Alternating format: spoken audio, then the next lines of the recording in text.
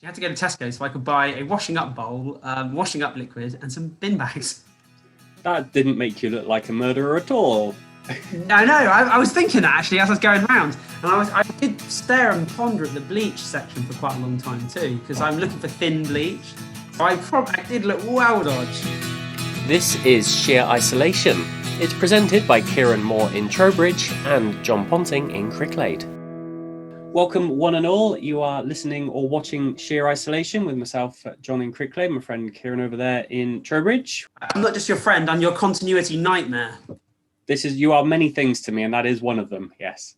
For people who are new to this show, the purpose is to promote the local music scene in the west of England, which is what we intend to do. And we're staying properly local this week. I know sometimes we do wander off and play kind of links of songs rather than staying local. But yeah, this time we got Nick Parker, who's a Somerset lad.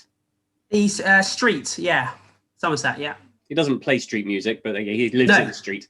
You picked a track from Thought Forms as well. They were kind of a rocky outfit from Wiltshire. Yeah, I'll give you a quick introduction as to why I chose Thought Forms. So the band are a three-piece, or they're actually a four-piece now, and they're originally from Melksham, and the drummer is a lad called Guy Metcalf, who's from Worton, is a little village just outside Devizes. Going back to when I first started doing music a long time ago, I was putting shows on in Devizes, they were going really well. And the two people from Thought Forms turned up. It was Charlie and Deej. And they were coming to my gigs and they loved it. And I said, oh, yeah, I'm in a band. I was like, oh, great, do you want to play? So he said, yeah. So I got to know them really well. I thought their music was great and wonderful and brilliant. And I happened to introduce the band to Guy. And from there on in, history has been made. He has been their drummer, and I think they went on tour immediately as he joined the band. He was 14. They took him on tour around Europe. Like literally like that.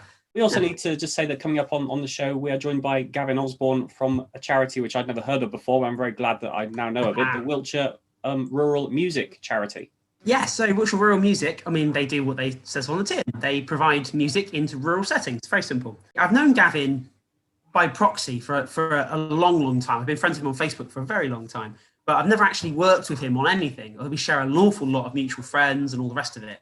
And he's doing some stuff at the town hall in Trowbridge. I'm obviously involved at the town hall in Trowbridge, and eventually now our paths are crossing formally, officially, which is really, really great. So obviously it made sense to invite him onto the podcast, and actually I'm really glad I did, because he had a really interesting interview that he gave. That's to come in the next 5-10 minutes or so. We'll get back now to that video that you mentioned from Thought Forms, which goes back to 2013. So it's been on YouTube for quite a while. It kind of reminds me of bands like Elastica and kind of Garbage, that kind of level of music. I don't know if all of their library music is similar to this one. It's really interesting. They're a post-rock band, so all their songs are quite long and they're quite loud, and there's lots of dynamics. And then when they got to this third album, they put 2 tracks on there that were like less than 3 minutes long, and they're just belters, and this was one of them. Oh, and here we go. This is Only Hollow.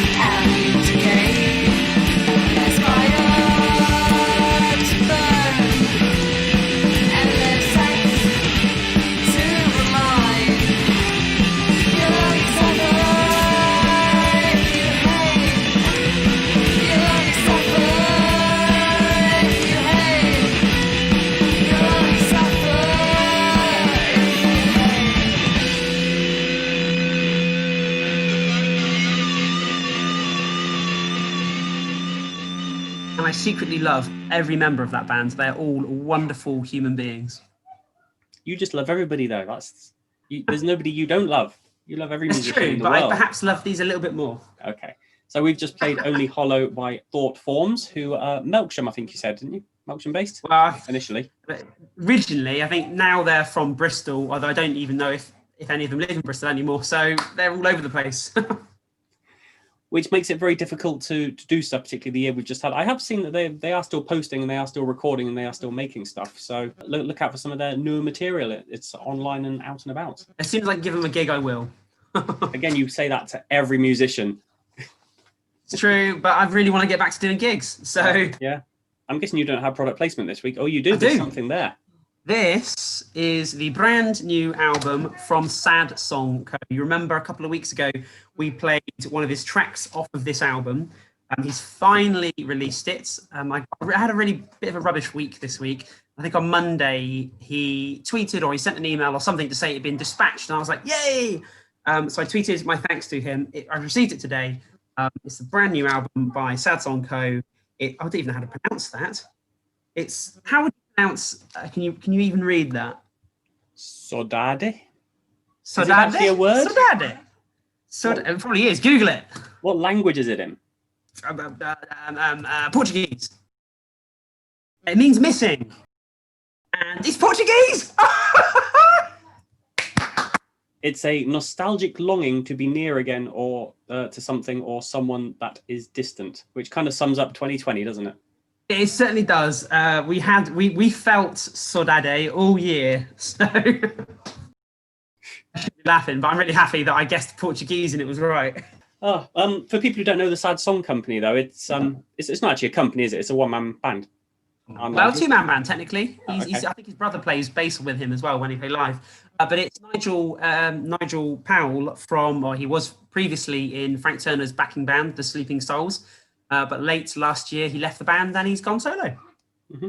Time for our guest then. So, yes! As we mentioned in the opening link, we are today joined by a chap called Gavin Osborn. Kieran, you said you've known him for quite a while, but you've never met him. I've never met him either. So it was really nice to have a chat to him. But he's one of his many strings in his bow is being part of the Wiltshire Rural music charity. It was one of those classic, Facebook friends who that they in the scene, they're doing whatever it is that they do, and you kind of want to be friends with them. You want to keep tabs on what they're doing because it's all part of what you do. And he's one of them, classic one of them. Friends of a friend. We've shared loads of mutual friends, and he's obviously doing something great. And I haven't actually met him, so I guess obvious choice for musicians who are looking to get a bit more exposure and want to kind of do a bit of charity work for the area, and also for people who live in the small rural communities who are thinking, well, when this pandemic's over, I'd love to get some music into the village. Just have a listen to the next 10 minutes. It's really fascinating to hear what he's up to. Yeah, it's very interesting. And let's go over to him now. You work for Wiltshire Rural Music, is that right? Yeah, 2 days a week I do charity work. It's a grandiose title for what I do, but it's creative director of Wiltshire Rural Music. As you can see, I'm in a George's Marvelous Medicine T-shirt, surrounded by a multitude of board games. I'm not a CEO of a multinational.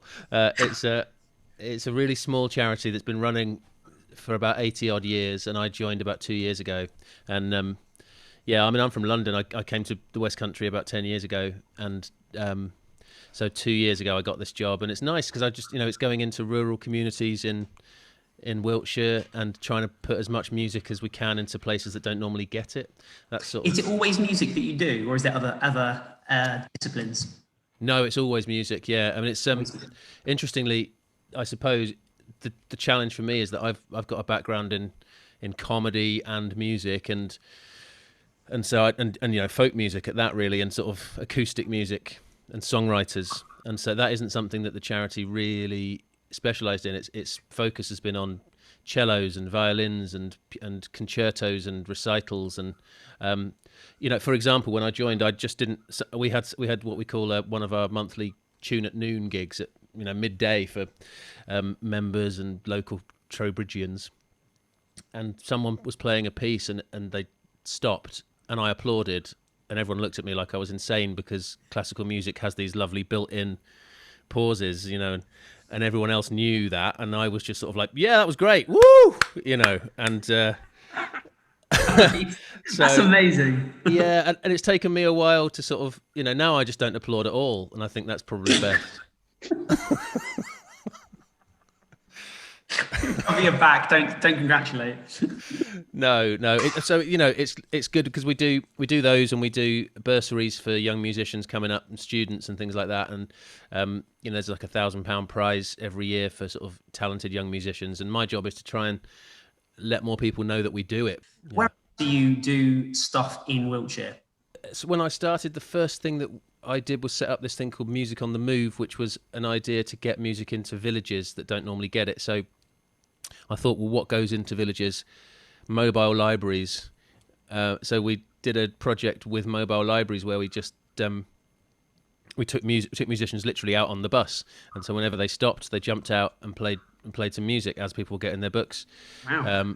And so people were like, it was lovely because people in these communities had not had live music or seen live music for ages, and a lot of older people, especially, who don't get to go to Devizes or Chippenham or Trowbridge or the towns that that get this stuff, had said that they hadn't actually seen a live musician in years. So that's the kind of thing that we're trying to do as much as we can. And at the moment we're doing a project where we're going into care homes as much as we can, and trying to do like Zoom meetings, and where we're doing big screen projector stuff, where we're sort of either trying to do socially distant stuff or go in, do one-to-one. And I set up a project called Dial M for Music, where we just call up people who are lonely maybe, or isolated, or in communities in Wiltshire that need a chat and a song, and we find out what music they like before we call them, and have a chat and sing some songs. What's been lovely is that I started off doing it just because I was sitting at home being paid during the lockdown and thinking, this is cruel. I'm taking money from the charity and we're not doing anything. We can't do anything. And so you thought outside the box, and you thought of a way around the scenario. Well, I live on the main road in Bath. I was looking out at these big high rises over the road and thinking, I'm quite lucky. I live in a reasonably nice house, but there's people who are stuck up there, and I wondered if they just might like a song. And I didn't want to be that guy like, Ricky Gervais standing outside with a guitar singing James Taylor songs or whatever. But I was sort of like, right, well, I can call people up and see if they want a James Taylor song, and then, sing it down the line. And it's been nice because other musicians have got involved. So cellists and violinists and piano players have got involved. That does sound absolutely amazing. So you were referring there to particularly vulnerable old elderly people. Yeah. What's their music taste like? Because I used to work with a guy who used to go around OAP homes, and he used to do like singing. He used to sing to them. He just loved it. And he says, Kieran, you'd expect them to be asking for like, Frank Sinatra and Vera Lynn. They're not. They're all asking for Robbie Williams. What's your experience? That's true. There's a brilliant place in Trowbridge that's run by Alzheimer's Support, and it's the opposite of what you'd expect a care home to be. It's not. It's a dementia members club, and all the art on the walls is by the people who go there, and they're all older, and they're wicked. They're great. It's called Mill Street Club, and I went in there, and it's run by this guy called Grant Newton, who's really inspirational, and he's like, as soon as they walk through the doors, nobody's disabled here, or nobody's got dementia here. Everybody's just, we're going to have a laugh. Imagine that we're a club. So, like you say, you imagine they're going to like We'll Meet Again, and they're going to like, My Way. But those people, unfortunately, mostly have died, Of course. Yeah. If you're seeing those records in the bargain bin at a vinyl store, it's because there's a sad story behind it. There's a sad story behind it. Yeah. And, so the day that you start seeing Robbie Williams in the vinyl bin, you'll be like, I'm getting old. His demographic are dying. Yeah. But it's interesting because I start, I've done quite a few of those where you go and you just sing and strum, and, they just want stuff that's upbeat. They just don't want to be reminded of like, Moon River. I think they've heard Moon River enough now, and I think you probably have. That's probably true. I think it's just there's a feeling in our heads, especially sort of mid-30s, 40s, that old people like war music, and that we've got to remember that these people were around in the 60s and doing loads of drugs. Yeah, they want Zeppelin. They want Beatles. Exactly. Amazing. Yeah. So tell me, got on the go at the moment? Well, me and my friend John here, who's a music teacher in Bristol, and he's the comment section of my band name. I sort of go on tour and make albums now as Gavin Osborn in the comment section, and we're making another record. I've written a load of songs, not many during lockdown actually, not as many as I wanted. Everyone's got a lockdown song. I've got one, but do you know what? It's like I said about Vera Lynn. You don't want to be reminded of the miserable stuff. I don't think anybody necessarily wants to sit and listen to songs about what we're going through, because we're going through it. I couldn't agree more. I've got a lot of comedy friends, and they're all like, watch my TV special if you can and do this. And every time I do, I just feel sad because it reminds me of what we haven't got. And I can't watch live music really on the telly, those sort of like nostalgic Glastonbury gigs or whatever. It just makes me sad because I miss it so much. And so I'm trying to sort of, it sounds really narcissistic, but I'm just focusing on my own stuff and trying not to look at this too much, and that's helping a little bit because I'm just sort of writing quietly at night after turn the TV off and stuff, and that's quite nice. But I'm doing a lot of that. Well, I think that moment when we're allowed back in a room with an audience is really going to be special. Even if that audience is only 30 people and it's all socially distanced, even that's going to be fantastic. It's interesting though, isn't it? Because I think that's true, but also I think if the first offer that I get for a gig that actually involves an audience, I'm going to be terrified. I'm not a performer, so I don't know. No, but I'm going to be like, I think there's a lot of musicians that I know who have said the same thing. Who just, we're getting quite a lot of calls going, "Will you do this charity gig for me? Will you do this online thing for me? Will you do?" And we're all taking it. We're all saying yeah because there's nothing else to do. But at the same time, as soon as we've said yeah, we have this panic of, oh God, it's going to be awful, and I've forgotten how to play, and I haven't rehearsed, and all this stuff, and I don't know. I think there's going to be a sense of agoraphobia when we are all allowed out. We'll all be like, no, actually, I don't want to. I'm quite happy. But there is that fear. That could well happen. Right, I'm going to jump in now, Kieran. Just to ask Gavin a couple of quick questions. Just going back to the charity. If people are interested and they want to find out more information or get involved, what are the channels? What's the best way of getting in touch? The best way of getting in touch is to email me, and that is creativedirector@wiltshireruralmusic.co.uk, or go to the website, which is wiltshireruralmusic.co.uk. Do you find you have a perfect balance between musicians and people who want musicians, or do you sometimes need more musicians or need more people to listen? Oh, John, we always need more musicians. The trouble is, I had these grand visions when it started of just being able to amass an enormous collection of local musicians. And I think when you start bandying the names around, the same ones come round again and again. And so it's interesting. There are loads of musicians out there. I just don't know who a lot of them are. So please get in touch if you are local and want a chance to play live. We can help with that, and we can also help with bursaries and things. It might be well worth us looking back through some of our podcasts, and we can probably send you a list of people worth contacting. Oh, that would be amazing. Thank you. Yeah. Well, I love the idea of that. I'm definitely open to a variety of formats and styles. I mean, it reminds me of that sort of mid-'80s Billy Bragg kind of ethos of sticking Phil Jupiter's on to do some poetry, or it's sort of very Lenny Bruce, isn't it? Like, hey, and here's some hip cat reading a story, and all the guys going, what? I mean, when me and my friend Daniel Kitson supported Bell and Sebastian way back when in 2010, he was doing a comedic story and I was doing the songs for it. So, I remember their sort of literate, nerdy fans in cardigans all sort of staring at us going, yeah, this is exactly what we came for, actually. Well, there you go. Okay, and just one last question. If you are an isolated town, village, whatever, somewhere, can people contact you and say, please put music on in my place? Yes, absolutely. Make that happen. Yeah, I mean, we'd love to hear from especially little villages on the outskirts of things that feel a little bit neglected or unheard, or God, I've never had a good gig from anyone decent in my village hall, or my primary school, or wherever. We want to be in places like that where you don't normally get music, and we'll also be in the big venues too. But yeah, especially if you're from a little town or village, please get in touch. That brings us to the point in the podcast where we invite the guests to pick a song and explain to us why they pick this song and this person.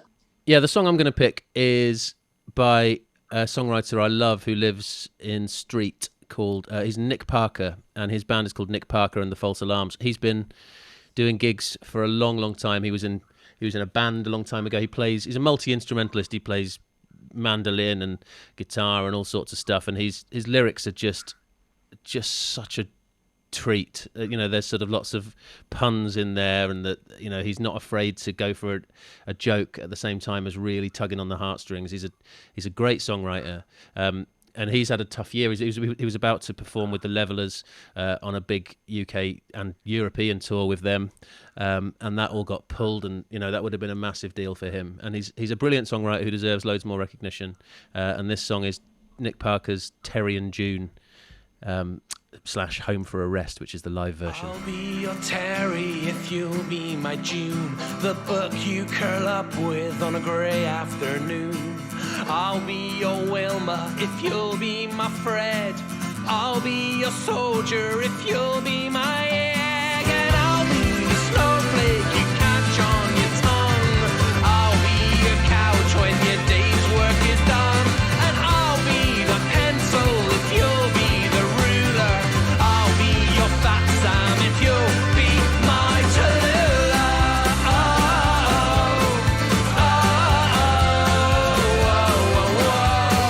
My Tallulah.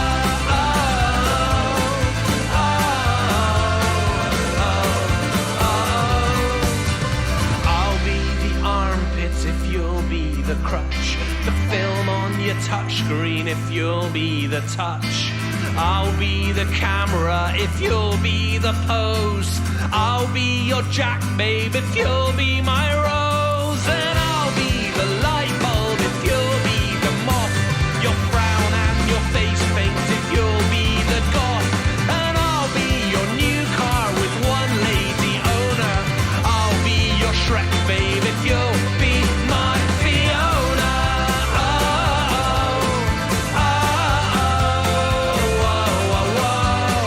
My Fiona.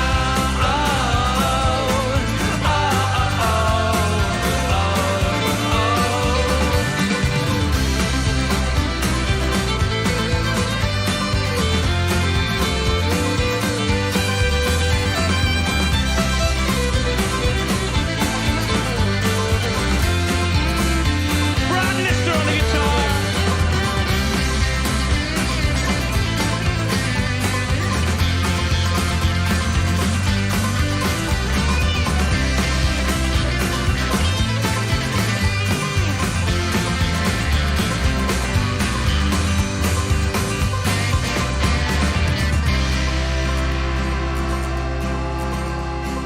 I'll be your Homer if you'll be my Duff, the blade on your 9-iron when you're in the rough. I'll be your ripped jeans if you'll be my Bros. I'll be your Goldman if you'll be my Was. And I'll be the roll plug if you'll be the screw. You're in off the pink, babe, if you'll be the cue. And I'll be the basket and you'll be the wash. I will be David and you can be Posh. And I'll be the snowflake you catch on your tongue. I'll be your couch when your day's work is done. And I'll be the office if you'll be the cleaner. I'll be your brat if you'll be my Angelina.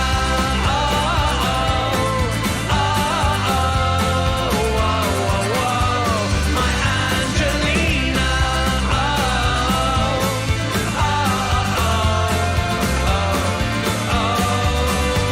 You'll have to excuse me, I'm not at my best. I've been gone for a week, I've been drunk since I left. And these so-called vacations will soon meet my death. I'm so sick from the drink, I need home for a rest. Take me home.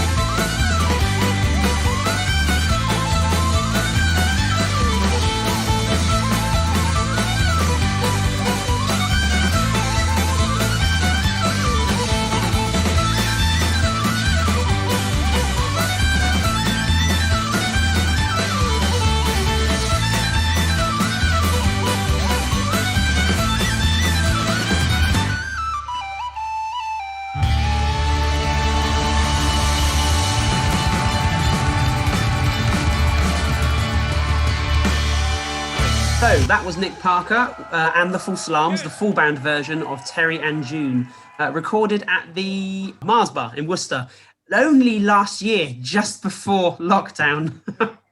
Like the last thing that happened before lockdown. And that was a fair old crowd they had in there. And it's nice to hear another kind of shanty-esque kind of style tune. That seems to be the proper fashion of the month, doesn't it? It certainly does. Yeah, it does. Yeah, it does. Time for a couple of bits of news then, Kieran. I wanted just to touch on the fact, the news that I had recently, in that Glastonbury is again not going ahead this year. Now, obviously Glastonbury is one of the UK's biggest festivals. It's also an early festival because it's kind of on the midsummer, the summer solstice. So it's one of the earlier ones. First third, isn't it? It's end of June. So yeah, it's probably the biggest, I would say, and it's certainly the most significant. Do you think that's going to set a trend for others to follow? Yes, without a shadow of a doubt. 2,000 Trees is 2 weeks later. They haven't said anything yet. So at this point in time, 2,000 Trees are still going ahead, and we're all really excited of seeing each other's faces again and hugging and drinking beers and singing along the songs. But it's probably not going to happen. Another news story I picked up on this week, which has kind of, it goes around in circles, and it's the amount of money that artists get from streams. And we've been seeing some quite famous musicians who were like Nadine Shah said that she's had to move back with her parents, even though she's had some really successful tunes. We have covered this before, Kieran, and I know you looked into this and you found out of all the streamers, Amazon was the highest paying service, which surprised you because I know how much you love Jeff Bezos. I love him. It's a fascinating week in that respect because PRS went with the heads of Universal and Sony and a couple of others to Parliament to discuss publishing rights with the government. And the whole thing was an absolute shambles because it's absolutely fascinating hearing the heads of these labels, first and foremost, say that their artists are happy. Well, Ed Sheeran might be loving it, but I'm telling you now, Gary Newman is not happy. Gary Newman is a huge force in musical history, in British musical history. He's not happy. He had 1 million streams of one of his songs. He got paid 37 quid. He's not happy. He is a household name. So for these heads of these labels to be there to say, oh yeah, our artists are happy, but we'd actually want to increase the scope of PRS and what it covers and how we can charge for it is an absolute shocking move. I'm incredibly disappointed. What's really interesting with music is it's not a very particularly regulated industry. If you go to, I don't know, to a bank or whatever, there's regulations in place to make sure people behave in a certain way. Not the case in the music industry. Whatever you agree to is what you agree to in your contract. And every single contract is different. So I did see a lot of people saying, well, Gary Newman definitely got paid more than 37 quid for 1 million streams because not necessarily, because his publishing rights might be a different ratio, who knows? So there might be more fingers in that pot, you just don't know. So yeah, they're definitely, I'm interested in this concept of regulation for the music industry, but also that might also take the excitement out of it. I don't know, but we'll see how that manifests itself. It won't be quick. It's going to take years and years and years to organise that and sort it all out, but fascinating nonetheless. An exquisite answer as always, Kieran. We are pretty much out of time for anything else. I will just do our Thank you, John. Email check to say sheerisolation@gmail.com is where you want to go if you want to send us any news or any music or any ideas for what we can feature on following shows. Cool, Kieran, I will let you get on. I know you've got some parties to do, so I will let you get on with that. It's been nice to chat to you. Thank you very much, John. See you next week. Pleasure. Take care, mate.